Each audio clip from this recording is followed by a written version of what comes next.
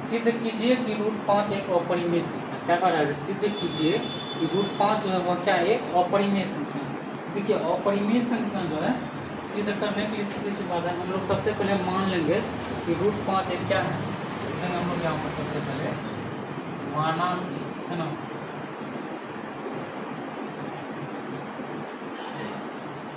माना कि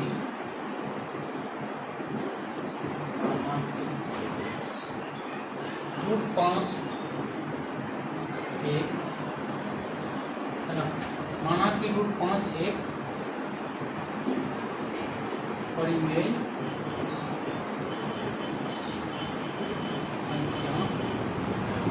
संख्या है। माना कि √5 एक परिमेय संख्या, तो हम लोग क्या करेंगे कि √5 बराबर लिखेंगे p/q। अब देखिए √5 बराबर p/q क्यों लिखेंगे?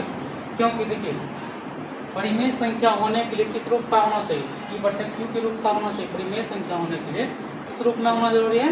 p/q रूप में। इसीलिए हम लोग लिखेंगे √5 बराबर p/q। तो अगर हम लोग माने कि माना कि √5 एक परिमेय संख्या है तो √5 बराबर p/q के रूप में होना चाहिए, है ना। लिखेंगे जहाँ क्या लिखना है यहाँ पर? देखिए जहाँ p तथा q पूर्णांक है, जहाँ p तथा q क्या कर रहा है? पूर्णांक है, और p तथा q का मौसो एक है ना। p तथा q का मौसो एक है ना। इसके बाद आ जाएगा q not equal to q not equal to 0। यानी q का मान जो है 0 नहीं होना चाहिए। q का मान 0 होना चाहिए, p का मान 0 हो सकता है लेकिन q का मान 0 नहीं हो सकता। तो इसको क्यों लिखा गया? क्योंकि √5 बराबर p/q, जहाँ p तथा q पूर्णांक है और p तथा q का मौसो कितना है? 1 है। तो यहाँ पर देखिए हम लोग फिर से लिखेंगे, यहाँ पर देखिए नीचे में कुछ नहीं तो यहाँ पर लिख दे सकते हैं, है ना। नहीं भी लीजिएगा चलेगा। p गुना 1 करेंगे क्या हो जाएगा? p हो जाएगा। लेकिन हम लोग यहाँ पर p बराबर 5 गुना p बराबर यहाँ पर क्या हो जाएगा? √5 p गुना 1 करेंगे क्या हो जाएगा? p हो जाएगा √5 गुना q, क्या आ जाएगा? √5 q हो जाएगा। अब लिखेंगे दोनों तरफ, क्या लिखना है? दोनों तरफ वर्ग करने पर, दोनों तरफ अगर वर्ग करेंगे तो क्या आ जाएगा? p का स्क्वायर बराबर 5q है तो 5 रूट में लिखना है √5 q का स्क्वायर लिख लिए। अब देखिए p का स्क्वायर निकालेंगे तो क्या आ जाएगा? p स्क्वायर बराबर, स्क्वायर हटेगा रूट भी हट जाएगा, इसका क्या बचेगा? 5 q का स्क्वायर, तो q स्क्वायर हो जाएगा, होगा ना। अब देखिए इसको क्या करना है हम लोग, इसको मान लेंगे हम लोग समीकरण 1 मान लेंगे। क्या मान लेंगे इसको? समीकरण, इसको जो है मान लेना आप लोग को समीकरण 1 मान लेना। क्या मान लेना? समीकरण 1। उसके बाद देखिए फिर क्या करना है? p स्क्वायर बराबर क्या आ गया? 5q स्क्वायर हो गया। अब यहाँ पर लिखेंगे, है ना। अब देखिए यहाँ p स्क्वायर जो है 5q स्क्वायर है। अगर ये देखिए 5 जो है ये गुना में इधर आएगा कौन चीज हो जाएगा? p स्क्वायर, गुना में इधर आएगा तो क्या हो जाएगा? बराबर का भाग में हो जाएगा। अगर p स्क्वायर 5 से विभाज्य, p स्क्वायर अगर 5 से विभाज्य है तो p भी 5 से विभाज्य होगा। तो कैसे होगा? यहाँ पर देखिए अगर मान लीजिए 3 का स्क्वायर है, ठीक है ना, 3 का स्क्वायर है 3 है, ठीक है ना। 3 का स्क्वायर अगर 3 से विभाज्य है, 3 का स्क्वायर होता है 9/3।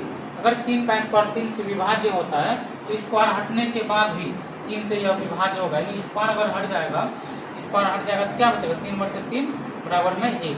इसी कंडीशन के आधार पर अगर p स्क्वायर 5 से विभाज्य है तो खलिया ये स्क्वायर हटाने के बाद भी जो ये p से क्या होगा? विभाज्य होगा। जैसे कि यहाँ पर 3 का स्क्वायर अगर 3 से विभाज्य है तो स्क्वायर हटाने के बाद भी अगर ये 3 से विभाज्य है, उसी प्रकार जो है p स्क्वायर अगर 5 से विभाज्य है तो खलिया p भी क्या होगा? 5 से विभाज्य होगा। तो इसी के आधार पर हम लोग यहाँ पर लिखेंगे कि p जो है ना, p स्क्वायर 5 से विभाज्य है तो p भी 5 से विभाज्य होगा। तो क्या होगा बाबू? p भी जो है 5 से क्या हो जाएगा? विभाज्य होगा। अब यहाँ पर देखिए फिर हम लोग क्या लिखेंगे, पी भी तो 5 से विभाज्य हो जाएगा, तो यहाँ पर लिखना पी बराबर क्या लिखेंगे, हम लोग को क्या पूछा गया, √5, ठीक है ना, तो लिखेंगे 5 m मान लेना, ठीक है। पी बराबर क्या माना है, 5 m, ठीक है ना, ये लिखेंगे हम लोग माना, ठीक है, माना। पी बराबर क्या माना है, ठीक है, पी बराबर जो हमने माना है क्या माना है, 5 m, ठीक है ना। तो अब लिखेंगे हम लोग यहाँ पर समीकरण 1 में, इसको हम लोग एक माने हैं, समीकरण 1 में पी का मान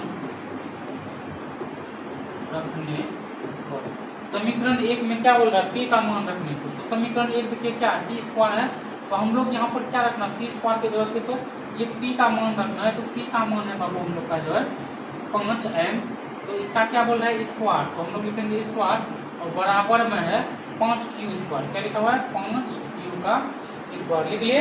अब देखिए फिर को याद देखिए यहाँ पर जो है ये 5 है, 5 का स्क्वायर क्या हो जाएगा 25, m का स्क्वायर m स्क्वायर बराबर में हो जाएगा 5q स्क्वायर है, तो 5q स्क्वायर होगा जी। अब देखिए ये 5q स्क्वायर और 25m स्क्वायर ये कट जाएगा 5 बार में, कितना बार में कटेगा ये 5 बार में। अब जब ये 5 बार में कट जाएगा तो हम लोग लिखेंगे यहाँ 5m स्क्वायर, 5m स्क्वायर बराबर q स्क्वायर लिख लेंगे जी। अब देखिए यहाँ पर भी वही कंडीशन, सेम कंडीशन यहाँ भी अप्लाई करेंगे, अगर q स्क्वायर है इधर बराबर का, ये गुणा में इधर आएगा कौन सा हो जाएगा भाग में, q स्क्वायर अगर 5 से विभाज्य है तो स्क्वायर हटने के बाद भी जो ये q जो है 5 से विभाज्य होगा, इसका हम लोग रीजन भी बता दिया आप लोग को, ठीक है ना। तो हम लोग फिर से यहाँ पर लिखेंगे, अब क्या लिखना है, q स्क्वायर 5 से विभाज्य, q भी क्या होगा 5 से विभाज्य होगा, लिखेंगे q स्क्वायर 5 से विभाज्य है, तो q भी 5 से विभाज्य, 5 से विभाज्य होगा।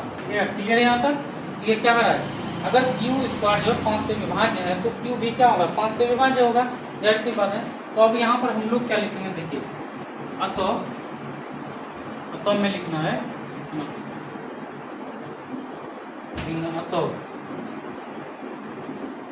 हमारा मानना है ना, हमने क्या माना था कि √5 एक क्या है, परिमेय संख्या है, अतः हमारा मानना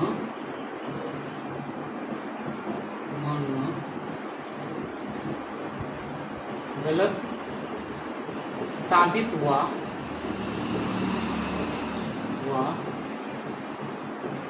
कि √5 एक है ना परिमेय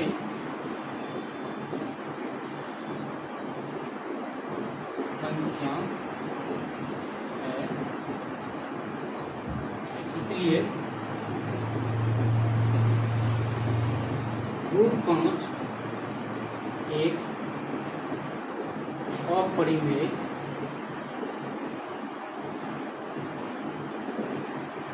संख्या है, ठीक है ना, क्लियर है यहाँ पर।